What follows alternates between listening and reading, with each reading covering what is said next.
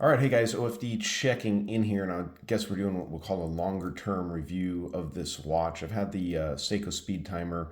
This is the SBDL117. I think that's the Japanese reference number. SSC497 is the domestic reference number for the American version of this watch. But I've had this watch for about 3 weeks, and I'll be 100% honest with you, it has been the watch that I've pretty much had on my wrist the entire time. I actually recently traveled, took three watches with me. This was the only one that ever stayed on my wrist. The other two stayed in my bag while I traveled. So, I really enjoyed this watch. I am a fan of quartz watches ever since the quartz crisis back in the 80s. My first good watch was actually a Seiko quartz, a 7548 dive watch. And so I'm a big fan of quartz watches. I think Seiko's been king of that technology for many years now. And I think their solar quartz options are really cool nowadays. So this is one of their speed timers, kind of from the SSC series. This just happens to be a Japanese domestic model. So really quickly, I want to get into the specifications overall of the watch. The case measures side to side is 41 millimeters. If you put a caliper on it, the bezel does stick out just slightly, so it'll measure more like 42 or 41.3, but we'll call it a 41 millimeter case. Great sizing. Lug to lug, you're looking at 45.8 millimeters, so under 46 millimeters lug to lug, so it's going to fit the wrist well. 21 millimeter lug openings on this watch, so you're going to have to look for a 21 millimeter strap if you decide to replace the bracelet, and 13.3 millimeters thickness from the screw down case back to the top of the domed sapphire crystal on this watch. So Seiko Prospex series here. You can see the Prospex logo there up there underneath the applied Seiko logo on the watch. Nice applied indices all the way around, full of Seiko's proprietary Lume Bright, which works extremely well. I've had no problem reading this watch throughout the night, at any point throughout the night in the dark. So this is running the Seiko V192 solar quartz movement in it. You have functionality of a 24-hour dial over here at the 3 o'clock position. This would be your running minutes for your chronograph function once that's being used. At other times when it's idle, it is actually used as a power reserve indicator there. I'm in California, so this thing gets lots of sun, so it's been full since I got it.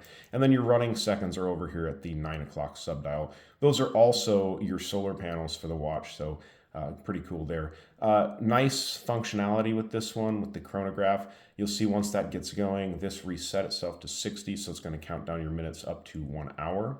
So that's pretty nice there. Date functionality over here, just around the 4 o'clock position on this watch.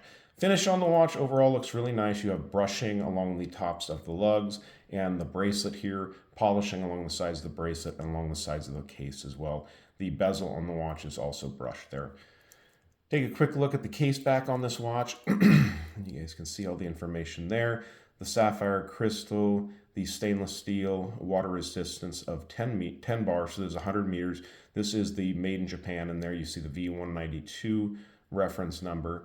Solid end links on this watch, and they are numbered end links. I think that's interesting for Seiko. So, and with 100 meters water resistance with this watch, it's going to work great for you for sports and everything like that. Of course, when you are in the water, don't play with the pushers. That's kind of standard. I mean, I think that's kind of standard nowadays, though. But let's go ahead and throw this watch on my 7-inch wrist and be sure to stick around for that Lume shot. So this one's a great size on my wrist. That under 46 lug to lug makes it sit on the wrist very well. And 41 side to side is a great size. I didn't talk about it, but the 2-button push clasp here with the milled bars in there is really nice. You can see I've worn the watch quite a bit because I've actually got some wear marks on the bracelet there, but super comfortable bracelet. This is going to be pin and collar setup. So I did actually take this watch to my Seiko rep, and they adjusted it for me, but really comfortable, really nice watch. And what I love about this watch, I know some people, I'll call this the Pouge reissue because it's a very modern version of what the Pouge watch looked like, which really that's what draws us to the watch, is the color combinations, that yellow dial, just everything about it. The case is different, but I think they've done a good job with this. And with the solar movement, it really makes it modern and practical, especially the fact that this is all in-house, all Seiko creation. I think that's great. Now, if you want a mechanical one, I know they've released the mechanical speed timers out there, and they're around $2,500. So you will spend the money to get that. They don't offer, I don't believe, a Pouge version yet. I bet anything they will. down the road, probably in a limited, super limited run. And those will probably be quite a bit more money possibly. But anyways, let's get some light on this one and check out the Lume. All right, so with the lights dimmed, you can already see some of that Lume on there.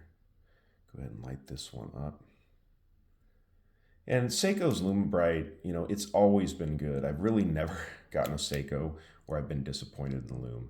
Like I said, easy to read all night long. You don't have any Lume on any kind of seconds hands or anything like that, but with that double split up there and everything, easy to indicate your 12 o'clock on this watch, no matter how the watch is oriented. And like I said, lasts throughout the night. I can check this in the total darkness at 4 a.m. and I can still read the watch, even with my older eyes. So, all right, guys, you like the video, give me a thumbs up down there at the bottom. And if you've not subscribed to the OFD channel yet, please do. Please do. Thanks, guys.